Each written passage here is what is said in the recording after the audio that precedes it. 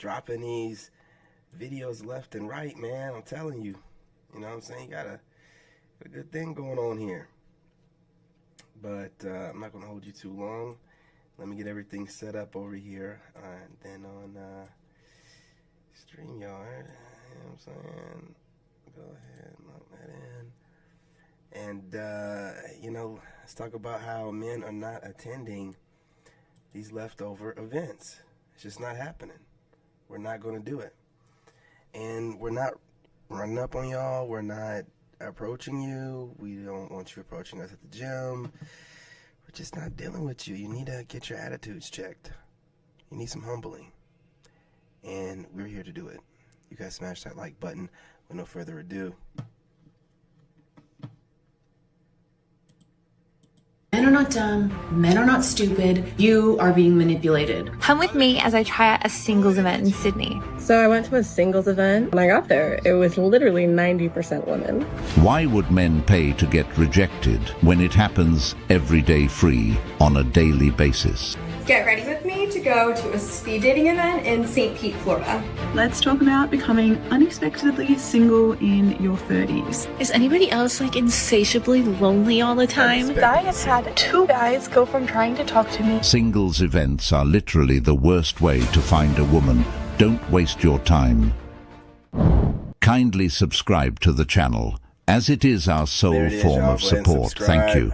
Is anybody else like insatiably lonely all the time? Like what happened since that none of us hang out or see each other anymore? No, it's not just me. I keep seeing like we're in a loneliness epidemic. I talk to my other friends who I don't live near and have the same problem. So like, how do we fix it? This video is for all the single men that live in Chicago and don't have plans this Thursday. My name's Ashley Coates and I throw singles events almost every Thursday around Chicago. This week, we're going to be in Lincoln Park at Parlay, starts at 7:30, and we have almost 100 people RSVP'd. But we're looking for more male attendees. So if that's you and you want to attend, head to the Thursday Dating app. You can purchase your ticket, and I'll see you there. Remember, before you attend the men aren't running to Ran-Thru events. You guys, I appreciate you joining me. We're just getting into this with the Twitch stream and the shorts feed. So, you know what I'm saying? Welcome, welcome, welcome. Men are going MGTOW, Passport Bro, and we're in our soft guy era. Smash that like button, y'all, and subscribe. Let's go. These events, you must be 6'5", blue eyes, and you have to be in finance. That's the requirements they're looking for. The amount of women I know who have stopped dating is astronomical. They aren't even looking anymore because that's how disappointed and fed up they are with the male sex. Men, do better. The world needs more strong men. And I don't mean strong as in goes to the gym and bench presses 200. I mean strong as in safe, protector, kind, compassionate, gentle. Think about it this way. Women are so fed up with y'all that they would rather just be alone forever than even have to speak to you anymore. That's not enough to make you get off your ass and wake up? I don't know what is. If women are done dating, then the men are really done dating. But women claimed they've checked out of dating too. But it's ironic because they're the same ones asking, where are all the good men at? It's almost like they want it both ways. They claim to be done with dating, but then they can't help but wonder why the quality men aren't flocking to them. The truth is, those good men got tired of the games, the unrealistic expectations, and constantly feeling undervalued. So, they've quietly removed themselves from the equation. Now these women are realizing that the men they overlooked, friend-zoned, or took for granted aren't just waiting around anymore. It's like they're finally waking up to the consequences of their choices. Have you ever gone speed dating in London? Don't. This is exactly how it felt the entire time. So here I am, getting ready, thinking maybe I'll meet the love of my life tonight. However, I was far from it. Same with my friends. And you know, I'm American, so I feel like that says a lot. And I was very happy to leave. This is me saying that was awful. And we all went to Simmons Bar after to talk about how the night went and how we will never, ever be going back again. And yeah, we just went home and got kebabs on the way home to kind of reward ourselves and went to bed. Losers. My friend suggested I go speed dating. I'm like, that's for people who are really desperate. So I went. Speed dating's where you go on miniature dates with several different women, and you can either meet someone or get rejected 30 times in a night. It's like 4 years of high school wrapped up in a couple hours. He may be a comedian, but everything he said was the complete truth. Speaking of getting rejected, that's one major reason why multiple men have given up on even trying to attend these events. The women that attend these events, at least some of them, they're just looking for an ego boost. These events are the best place to crush a man's confidence in one day. Save yourself.